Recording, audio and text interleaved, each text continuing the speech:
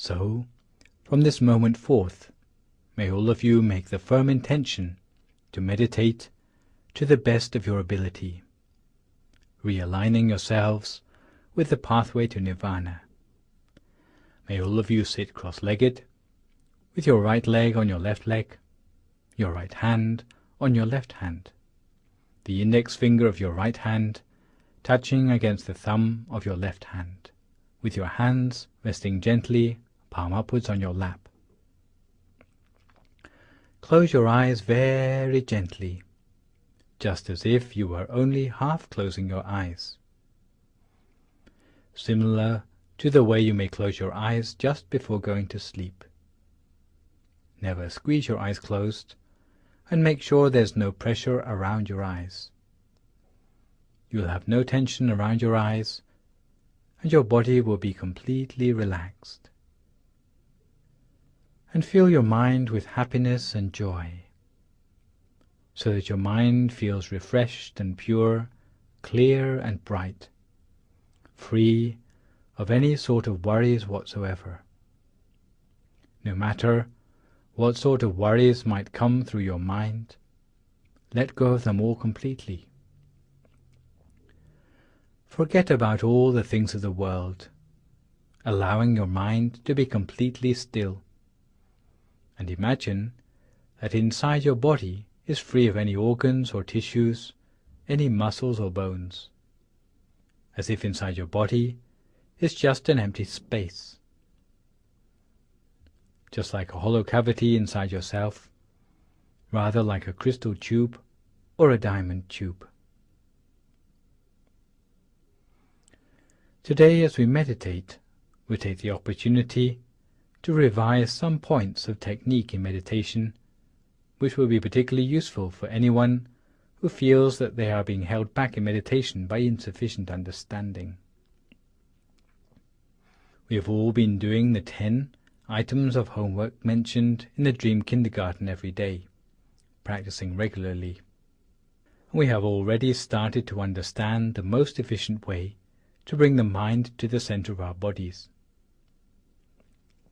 With experience, even just thinking about the center of the body, you'll find that your mind is already there at that point, 2 finger breadths above the navel. If you are adept, you will find that your mind can go straight through the center of the body. However, for those of you who have not progressed this far, you have to start off by resting your mind at the point which for you feels like the point of greatest contentment, without worrying too much about the precise position of the center of the body. Put your mind at the point which feels most comfortable and easy for you, and you will find that the happiness from meditation will gradually become apparent to you. You will start to feel that the solidity of your body is melting away into the atmosphere around you, starting to become more hollow and empty inside, as if you feel spaciousness, or as if you were alone in empty space. Some people will feel as if their body has disappeared altogether, as if all that's left is the feeling of your awareness. Some people don't know what to do next when they reach this point in their meditation, where their body seems to have disappeared. But the thing which one ought to do is just to rest our mind at whatever point feels the most comfortable for us, starting off with our mind there. Once our mind comes fully into equilibrium, you will start to realize that the mind is automatically realigning itself with the real center of the body. Some people may find it useful to imagine a bright, clear object about the size of a pinpoint, or like a star in the sky, as if one is appearing at the point where the mind has come to a standstill. We should keep such an image in the mind, gazing at it continuously and softly, but never attempting to stare, almost as if you are looking at it out of the corner of your eye, almost unintentionally. If we can observe it in the proper way, without using too little or too much effort, in doing so, before long we will be able to perceive something. However, if we use too much force, it will disappear. If we use too little effort, allowing ourselves to become distracted, then we will find that the object would disappear. So either way, too much effort or too little, it will disappear. And finding the optimum effort by which we can see the object the whole of the time, this is the real skill which we have to build up in our meditation. This is what we have to work on. What we have to do is simply to allow our mind to remain at a standstill without letting any questions come up in our mind, no doubts, as if we were just an inanimate piece of putty which was unable to think, like an object which has never had any thoughts of its own before. If this is how you start to feel about yourself, then this is the proper approach to the meditation. If you are unable to think any more, this will stand you in good stead all the way from the beginning of meditation to the more advanced stages. Because education through meditation is beyond the realm of conceptual thinking. It is knowledge that arises when the mind is free of thought. It is pure, bright knowledge. We learn merely by what we see, acquiring the knowledge directly. It is rather different from the modes of learning we are used to. We have to study and memorize, read and write to increase your knowledge. The sort of knowledge we are talking about is a knowledge which comes independent of thought. It can arise only in a mind which is free of thought, a mind that is at a standstill. In Buddhism, such knowledge is called Bhavana Maya Panya, the wisdom arising from a still mind. It is practiced until it gives rise to inner brightness in the mind, and through the brightness we are able to see more than before, and by seeing more than before we learn new things about the reality of life and the world. This process is the opposite to our habitual methods of learning new things in the world. It allows us access to knowledge from inside. However, if we try to apply the external methods of education to our meditation, it will be more of a hindrance than a help. So please remember these words well. All we require in our meditation is merely to bring our mind to a standstill. In fact, you can bring your mind to a standstill anywhere at all in the beginning. Only when your mind is subtle and pliable will it be ready to make its way to the center of the body. A mind that is properly adapted will have the feeling of being alive and awake inside. It will have a feeling that is completely different from feelings encountered during the mundane run of events in our life. It will be as if something wonderful is stirring within us, with a quality completely different from our external feeling. Therefore, bringing the mind inside to the seventh base of the mind takes only a very gentle attention. Like an intention, on the off chance it will bring our mind to the center of the body. Once our mind comes to a standstill, at this point of stillness in our center, it will remain still from that time onwards, gently, in stillness, at the center of the body. You have to make sure that you are always having a feeling of ease in your meditation. If you ever feel that you are putting up a struggle in your meditation or trying to force it, then that is not the proper method at all. This applies both to body and to mind. If you find a feeling of tension inside, you need to relax yourself further, particularly your nervous system and your muscles, before you continue with your meditation. Once your body is relaxed, your mind will relax as well. Your body will be completely relaxed and still. So we have to train our mind in this way, and at that point we will be able to see a bright, clear sphere inside ourselves. Even with our eyes closed, It will not be dark inside for us anymore. We will be able to maintain our mind internally, stopping it from wandering anywhere else easily, the whole of the time. Maintaining the mind in equilibrium at the center of the body, we will find that there is a feeling of expansion inside. With such a feeling of expansion, we will have a sense that we are being drawn inwards, as if we are being attracted through into a new dimension by a giant magnet deep inside us. At this point, some meditators may respond to the new experience with surprise or even fright, because it's something they have never encountered before. However, we must just comply with whatever is the nature of our mind. We have to just let such experiences be, rather than struggling against them or even reacting to them.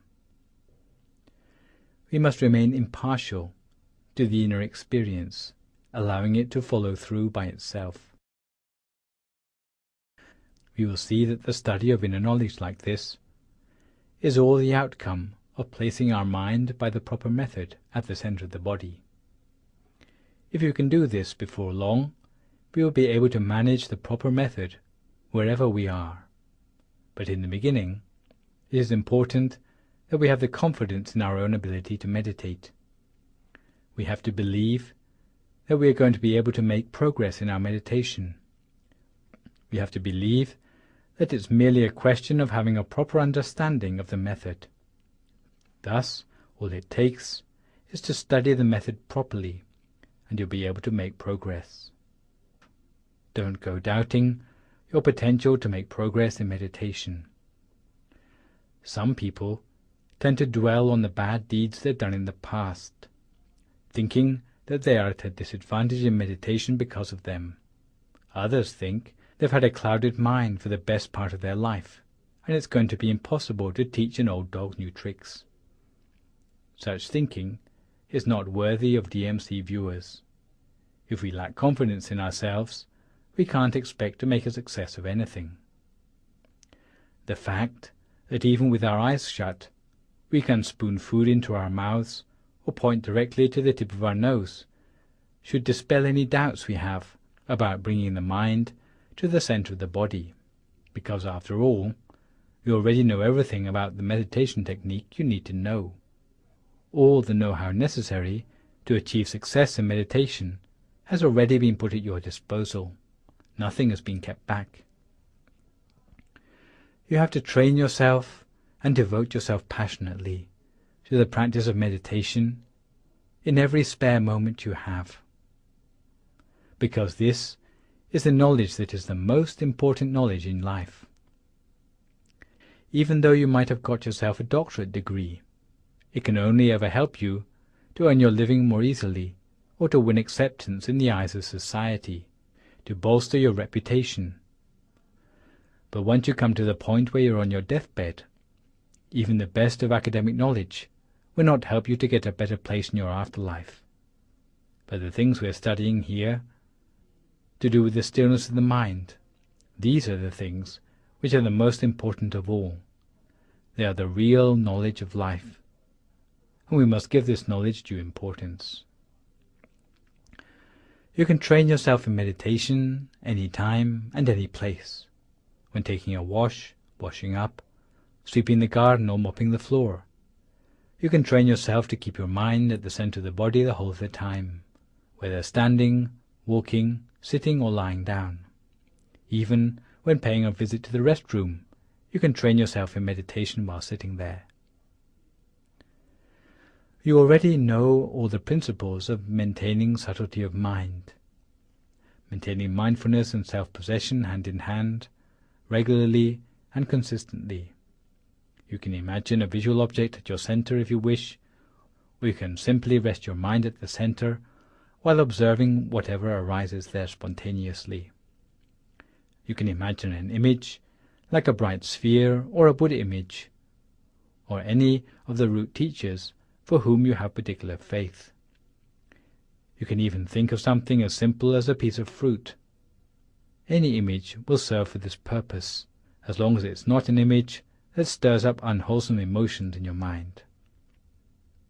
When imagining the object, you already have all the know-how you need, such as using only the gentlest of effort when imagining. If you haven't struck the right balance when focusing, using too much or too little effort, then your body will tell you about it.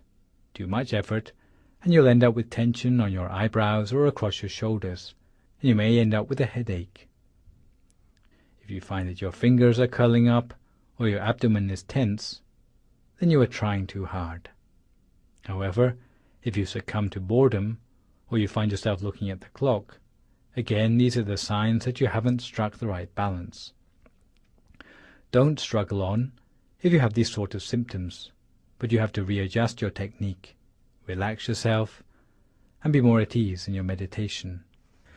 Once you are back on the right track, the sign will be a sensation of bodily lightness and expansion inside yourself, and your mind will feel light, pliable, and easy to work with.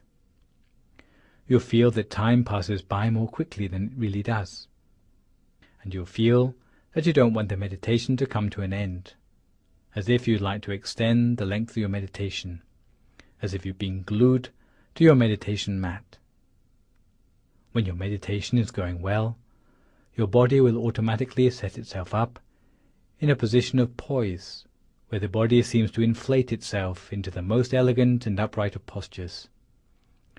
When we feel that we are happy with our meditation, when we have a smile on our face, these are all indications that we are on the right track with our meditation technique.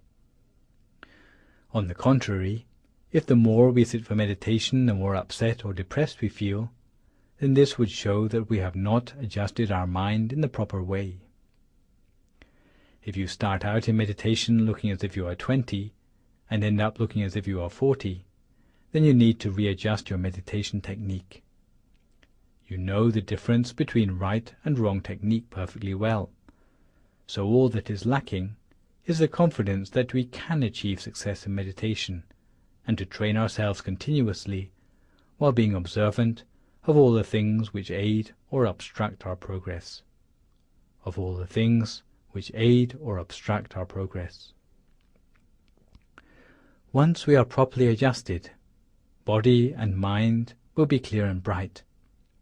Simply putting our mind at the center of the body will cause the sphere there to expand, and we will fall through the center to find the next sphere inside.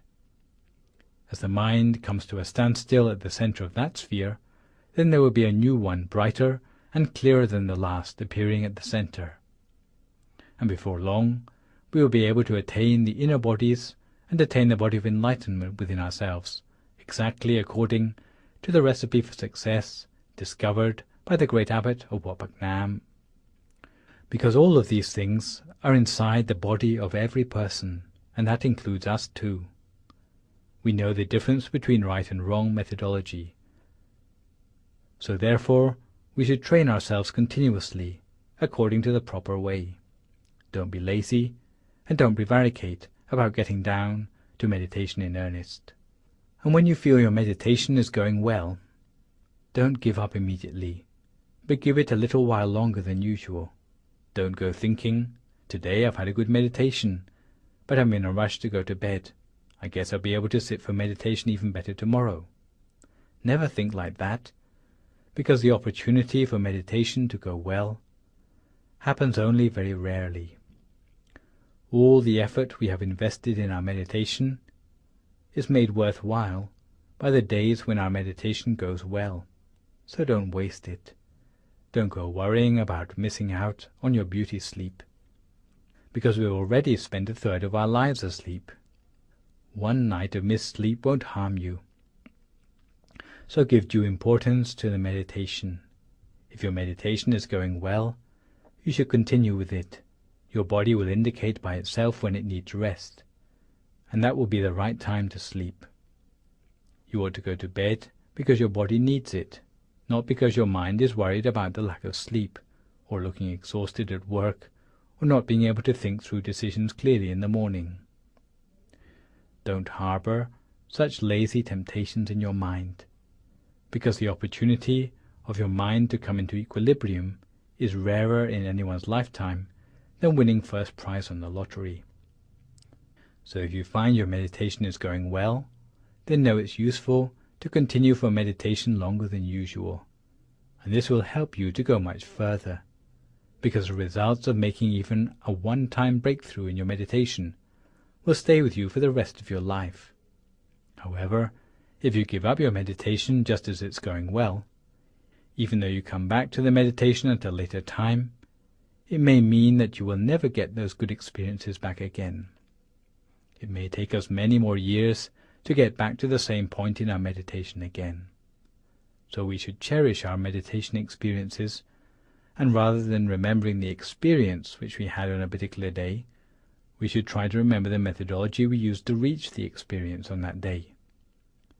Because there's a temptation to remember just the experiences while forgetting how we got there.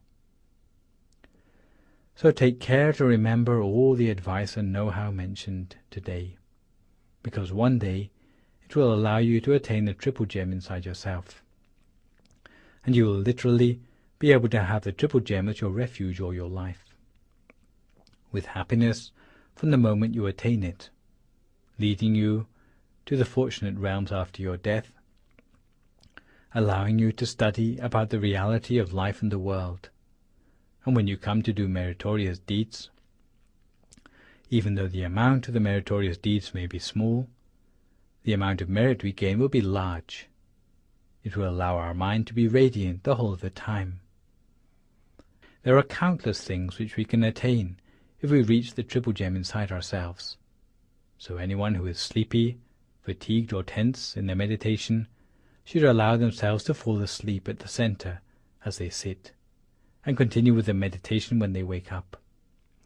Anyone who has aches and pains should change posture.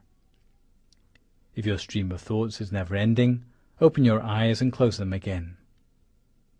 May all of you be fulfilled in your wish to attain the triple gem inside yourself. Now, each their own meditation for a few more moments in silence until we come to the appropriate time.